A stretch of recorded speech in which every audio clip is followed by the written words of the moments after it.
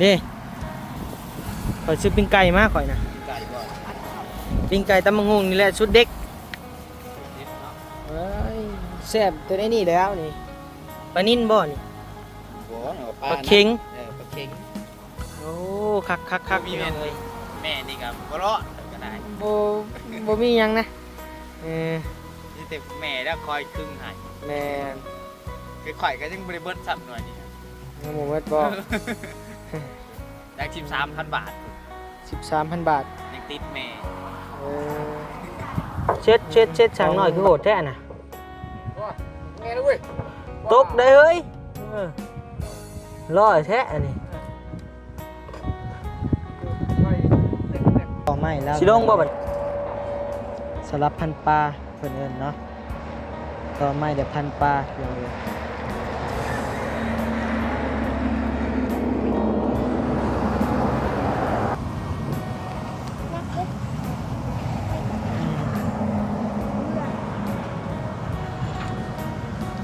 อยากกินข้าวเอิ้นมาเอาพี่น้องเลยเนาะเปิดคลิปเปิดภาพมาบาดนี้พี่น้องเลยเนาะอยู่เฮือนอยู่ซานของน้องบุญทวีสายฟ้าเด้อพี่น้องเด้อเนาะวันนี้ก็หาแต่เดินทางมาฮอดนะพี่น้องเนาะวันนี้เราซานน้องเพิ่นนี่แหละพี่น้องเลยเนาะทางไอ้สร้างเพิ่นหรือว่าพอสร้างเพิ่นก็ได้พักผ่อนแล้วมาฮอดกับช่วงเพลนๆเนาะพี่น้องเนาะช่วงพักเที่ยง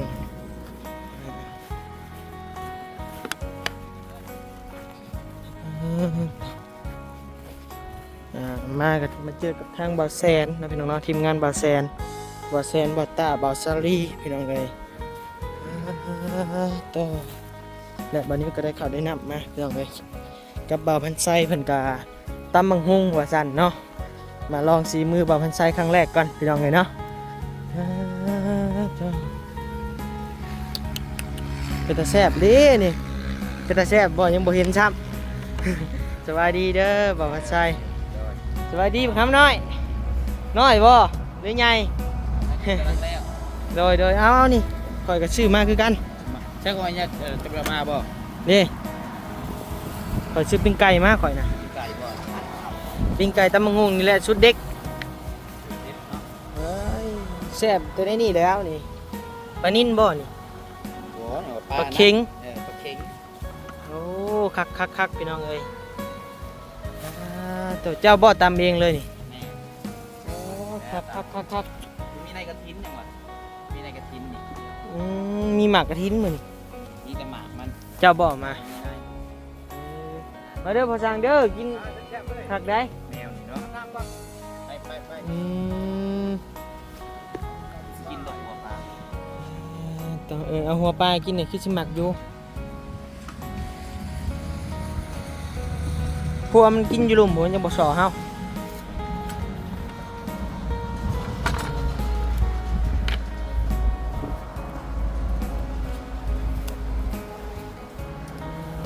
ต่อ ข้าวปลาเซนเบอร์เอามาบ่ เป็นสิออกแล้วไข่พร้อมอันนี้ไข่ต้มบ่โอ้เนี่ยค่อยหมักเลยตัวนี้ บรรยากาศเพื่อนน้องบุญทวีใส่ผ้าพี่น้องเลยเนาะเพื่อนชานก็ได้เนาะเดี๋ยววันนี้ไปอัปเดตให้เบิ่งอีกเทื่อนึงพี่น้องเลยเนาะ ก็พี่น้องเลยเนาะพี่น้องเลยเนาะวันนี้ก็ขอกราบทักทายสบายดีพ่อแม่พี่น้องเด้อน้องมาทุกคนบ่ว่าจะอยู่ทางลาวทางไทยหรือก็ต่างประเทศเด้อพี่น้องเด้อยินดีต้อนรับเข้าสู่ช่อง YouTube บ่าวนิวสะพานบุญเด้อพี่น้องเด้อเนาะใช่นะข่อยหรือเงียงมาหาเจ้าอย่างนี้ข่อยอันนี้ บอกก่อนคือเราจะเปิดคลิปเนาะ เปิดคลิปกับเปิดน้ำจ้าบ่ได้บ่นี่ ได้ ข่อยเครียดได้อข่อย ตักไม้จำใส่ก้อน บ่เป็นหยังใช่น้ำกัน เดี๋ยวมันถ่ายขาดจังไรหนึ่ง โดยบ่เป็นหยัง เสียง ดอก ลมวูกินดิจะได้ยินบ่ได้ยินลม ได้ยินอยู่ ขนาดใส่ไม้กับจักได้ยินหรือบ่ ได้ยินอยู่ใช่ไหม ให้สิแบบมีแต่ลมแบบวูเลยบ่จัก แม่นสไตล์นั่นดอกแบ่งปันกันใช้เนาะบ่นิวกะ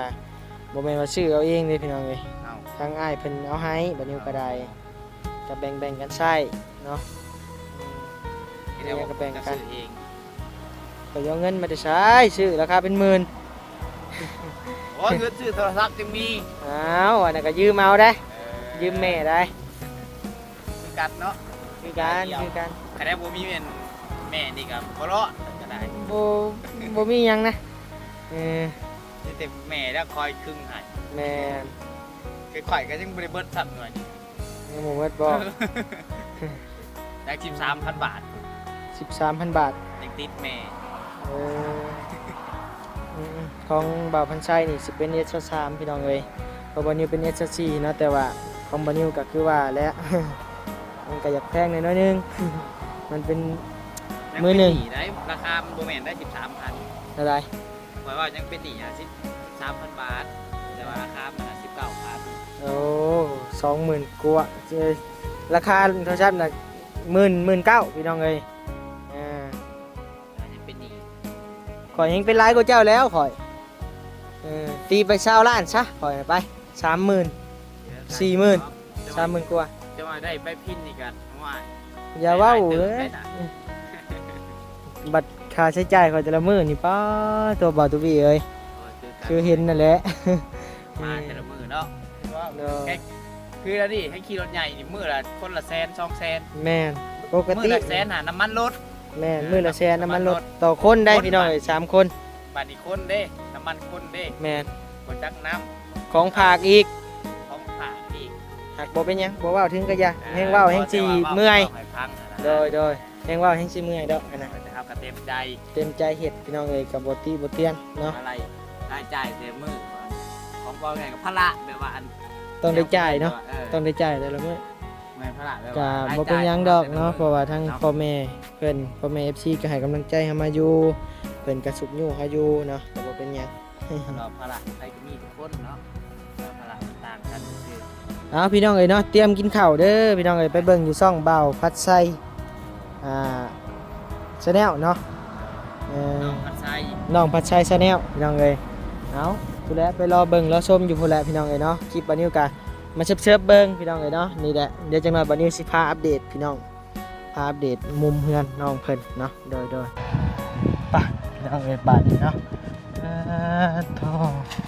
ถือว่าเรื่องไม่เชื่อรานี่ถือว่าแล้วพี่น้องเอ้ยเนาะเสร็จสิ้นแล้วพี่น้องเอ้ยเนาะยังเหลือแต่ย้ายไม้อันยัง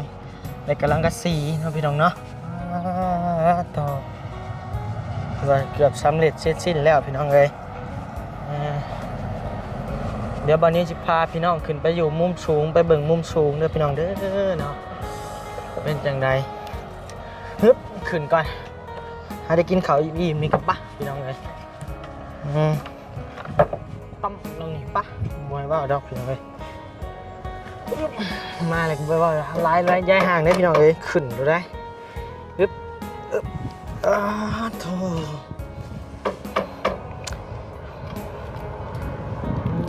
ไปในได้บัดนี้ไปเป็นอยู่บ่ละบัดนี้สบายดีเด้อภาษาเด้อโดยว่าขึ้นมาสิคาดิ่งๆอย่างนี้บ่นิ้วพี่น้องเอ้ย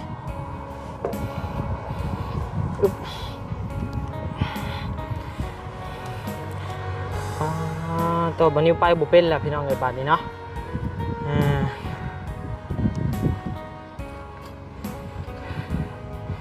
ถึงขั้นตอนยายยังก็พอยายไม่ข่าวเด้อพี่น้องเด้อไม่ข่าวคือไม่อันนี้พี่น้องเอ้ย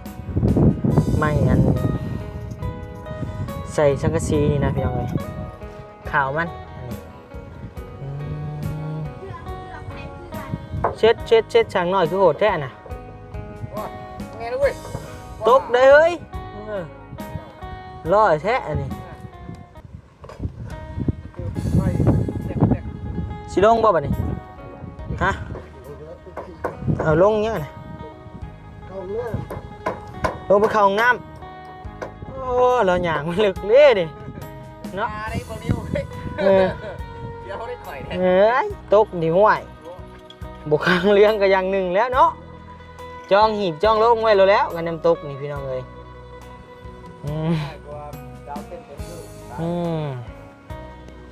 บอกโลดตกเบิ่งต่ำๆได้พี่น้องเอ้ยผู้เบิ่งกว่าผู้ ไอ้เลยเป็นเรื่องง่ายตกเจียวแทนบ่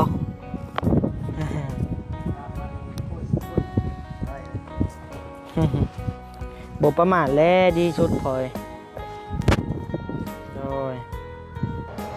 เฮ็ดทุกอย่างบ่ประมาทและดีสุดลองเลยบ่ว่าแต่อีหยังเนาะ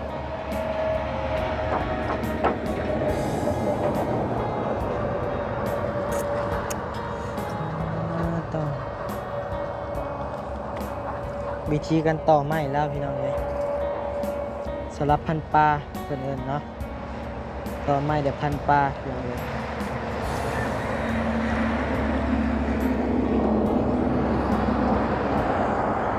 คัก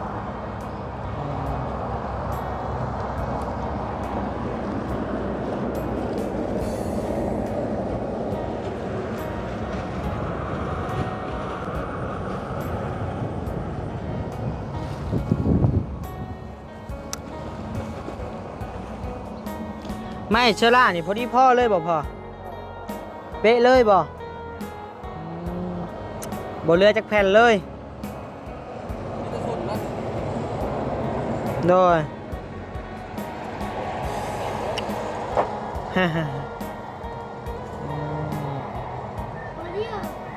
เออสบายดีปังครับโดยบ่ขึ้นมาเด้อจ้าเด้อยันตกเด้อย่านยังย่านคือย่านเอาไว้ย่านบ่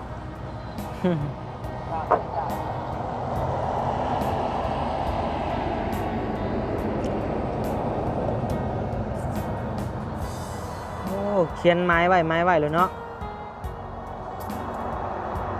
เดี๋ยวมาแทกอยู่เบื้องนี่แหละแนมเบิ่งเอาเลยบ่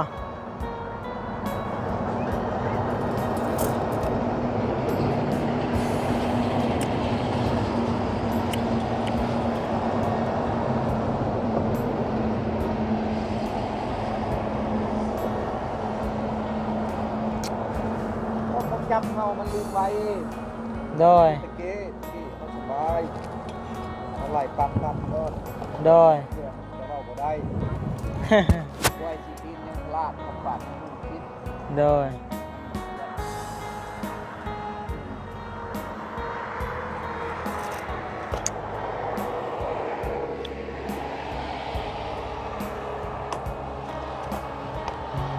มาเบิ่งนี่บ่บัดนี้ไหล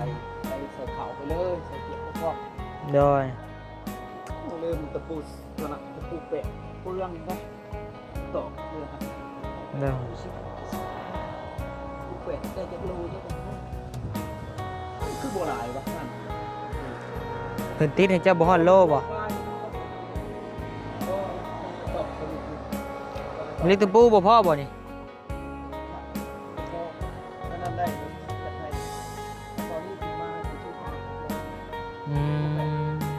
ตะปู8เนาะบาลีจังฮอดใส่เลยพี่น้องเลยผูกทั้งนั้นก็เกี่ยวข้าวแล้วพี่น้องเลยเนาะเกี่ยวข้าวแล้วเดี๋ยวทางนี้ก็เฮ็ดเฮือน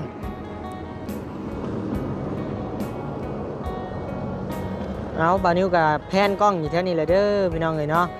อยากไปใกล้อยู่แต่ว่าไปบ่เป็นพี่น้องเลย ว่าตรงๆหลอนๆเลยไปบ่เป็นพี่น้องเลยญาติบ่คือไอ้ช่างผู้นั้นพี่น้องเลยย่างเบิดบานิ้วเลยย่อมบานิ้วบ่ไหว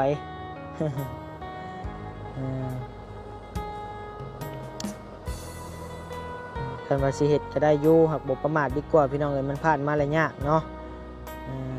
มันผ่านมาแล้วโอ้ยเจ้าบ่อยากสิคิดทั้งหน้าน้องเพิ่นกะเกี่ยวแล้วเรียบร้อยเด้อพี่น้องเด้อเนาะทั้งเรื่องหน้าเรื่องไห้เรื่องหน้าเพิ่นพี่น้องเอ้ยก็ถือว่าแล้วเรียบร้อยเนาะยังเหลือแต่มัดบัดนี้พี่น้องเอ้ยเนาะยังเหลืออยู่ตามบัดนิ้วเบิ่งนี่ยังเหลืออีก3ไห้ยังคันได้มัดเนาะพี่น้องเนาะ3ให้ประมาณนั้นที่ยังบ่ได้มัดพี่น้องเอ้ยเดือนนั้นกับมัดมาแล้ว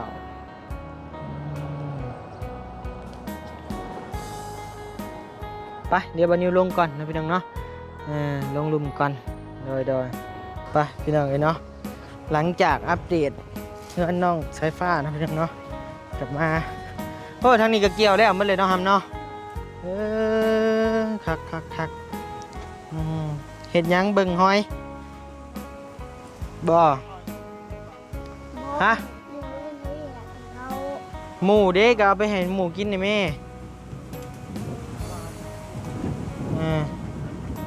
ไปให้เพิ่นปั๊บป่ะ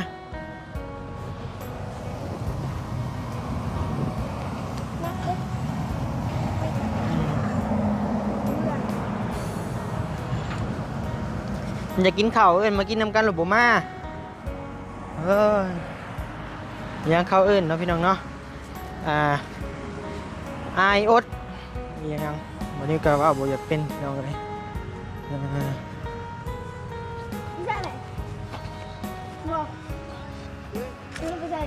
จักโรงแรมนี่เนี่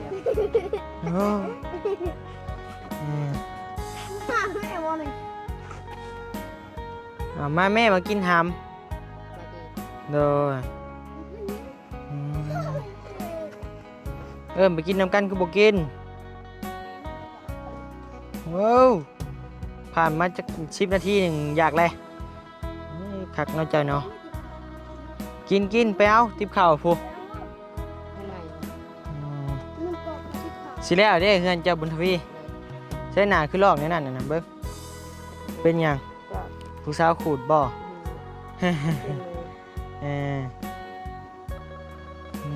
ยันอยู่ยันผู้สาวขูดเนาะสายไฟเนาะไปมาพี่มาเบิ่งคุ้มห้องน้ำจะเบิ่งดูหามหอดขันได้แล้วปั๊บปะสิไปใช้นี่คือจับเสืออะไร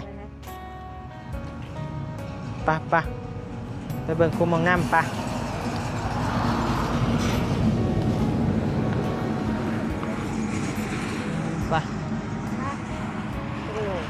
ป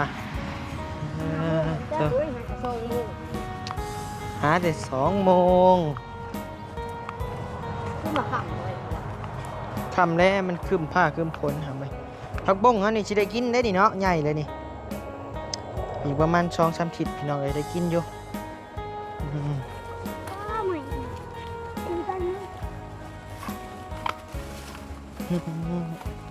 ไผ่มาคุดซอยบะต้าบ่ไผ่โดยได้เลือกเติบบ่โอ้ได้เลือกเติบอยู่พี่น้องเอ้ย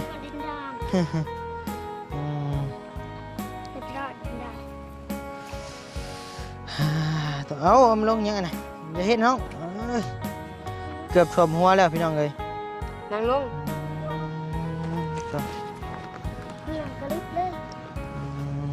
ใส่ฟ้าแน่ไหมเนี่ยเอาหมดถุงเลยแบบว่าไปมาลงมาลอยเดี๋ยวไปนี่ไปคุดบุษวีใช้จกไปเอาไปให้เอาไป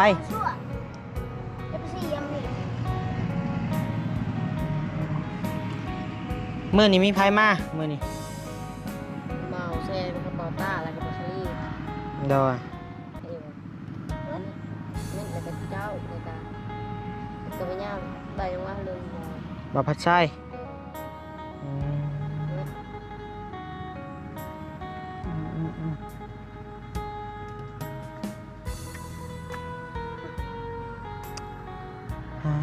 ก็พี่น้องเอ้ยเรื่องข้าวเรื่องน้ำก็เกี่ยวแล้วเรียบร้อยใครสิมาปั่นให้บัดนี้บ่าวอะไรมาปั่นเดี๋ยวปีนค่ะเขาถึงมันเจือนลงน่ะแล้วบ่าวสิมาปั่นให้เพิ่นเอาน้ำจักสอบนี่คุมบ่ได้เลย10 สอบต่อจักสอบเพิ่นเอา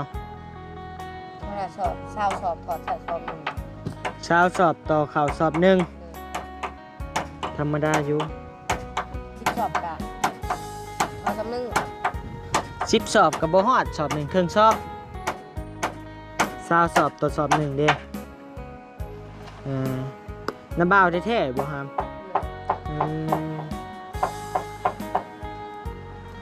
น้ำบ่าวลูกป้าอันน้องแม่เจ้าบ่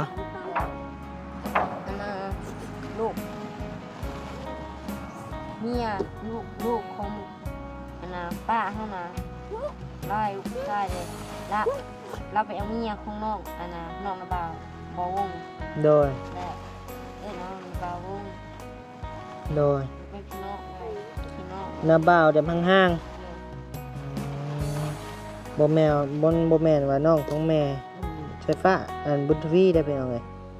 นาบ่าวห่างๆเอาบอกประมาณนี้บอก